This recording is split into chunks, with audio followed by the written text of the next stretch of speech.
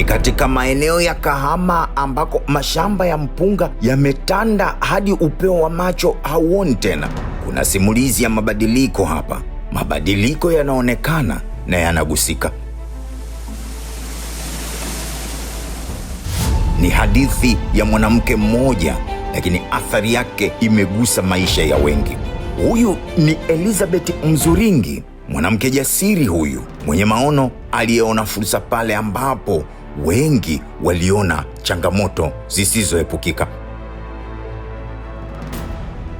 Kwa miaka mingi mama huyu na wakulima wengi wadogo wadogo wa mpunga waliishi katika mzunguko ule ule wa kila siku: kuvuna kwa juhudi kubwa, lakini kuuza kwa bei ndogo na kukosa uhakika wa soko. Kusubiri malipo kwa muda mrefu, jasho lao halikulingana na thamani walioipata. Kupitia uwezeshwaji kutoka Benki ya Maendeleo ya Kilimo Tanzania TADB, Elizabeth amepata mtaji na msukumo wa kuipanua biashara yake ndogo. Benki ya Maendeleo ya Kilimo imeweza kuniwezesha kusogea mbali.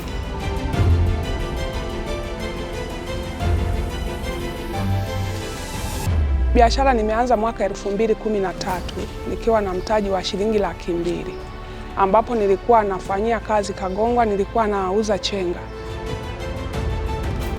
Hatua hiyo haikubadilisha tu biashara yake tu, ilibadilisha mfumo mzima wa thamani ya mpunga katika eneo hili. Hakuwa tena mnunuzi wa kawaida, akawa daraja kati ya mkulima na soko. Kwa uwekezaji huu amejenga maghala ya kisasa ya kuhifadhi mpunga. Hili lilikuwa zaidi ya miundombinu, limekuwa suluhisho. Sasa anaweza kununua mpunga moja kwa moja kutoka kwa wakulima vijijini, kwa wakati sahihi na kwa bei yenye haki. Lakini hapo ndipo mwanzo tu. Elizabeth Mzuringi aliutazama mpunga kwa jicho la kibiashara zaidi.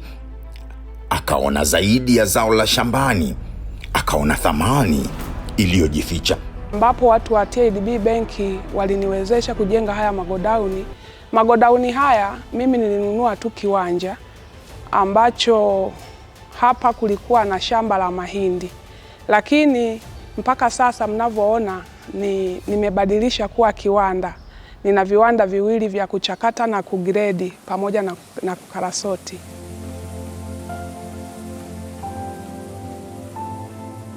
Mashine ya kuchakata mpunga ina uwezo wa kukoboa gunia 1000 kwa siku, na mashine ya kukarasoti na kugiredi ina uwezo wa kugiredi tani 50 kwa siku. Kwa kuchakata mpunga akaanza kuzalisha mchele wenye ubora wa juu unaokidhi wahitaji wa soko la ndani.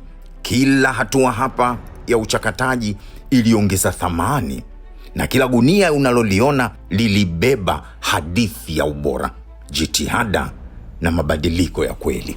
Na hapa ndipo matokeo ya jambo hili yakaanza kuonekana wazi wazi katika jamii nzima. Wakulima sasa wana soko la uhakika, wanapata bei yenye tija, na muhimu zaidi, wanalipwa kwa wakati. Hii si tu imewapa uwezo wa kupanga maisha yao kwa uhakika, la hasha, wamewekeza tena mashambani na kuboresha maisha ya familia zao kwa muda mrefu sasa.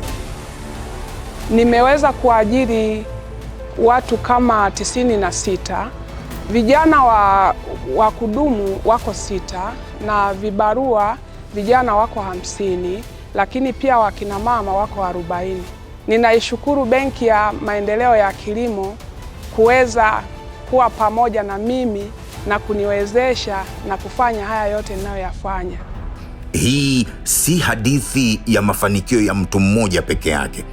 Ni hadithi ya uwekezaji wenye maono. Ni hadithi ya ushirikiano unaozalisha matokeo. Ni hadithi ya taasisi inayowekeza imani kwa mjasiriamali, na mjasiriamali huyo kuigeuza imani hiyo kwa mabadiliko ya kweli kwa jamii nzima. Elizabeth Mzuringi leo ni zaidi ya mfanyabiashara. Ni kichocheo cha mabadiliko, ni mfano halisi wa jinsi wanawake wengi wanaoweza kuongoza mageuzi katika kilimo, biashara na hata maisha endelevu. Na katika mashamba ya Kahama, kila punje ya mpunga sasa ina thamani zaidi, ina sauti na ina hadithi tamu mno.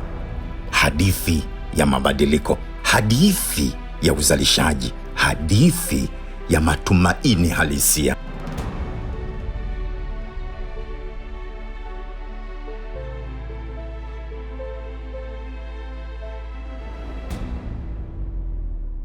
Sisi ni Tanzania na kilimo kinabenkika.